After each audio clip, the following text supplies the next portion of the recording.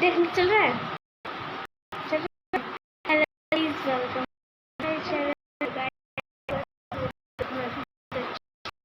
Guys. हम नानी के घर आए थे। ये मेरा है। हम नानी के घर आए थे।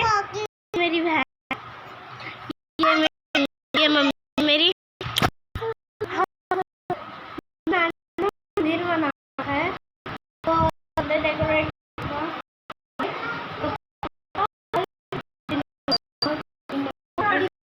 जब मतलब क्या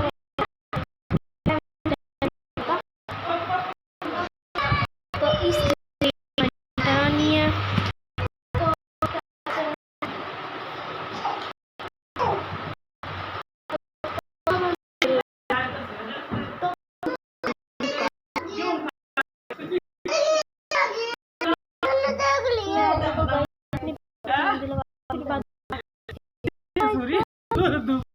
बंद करना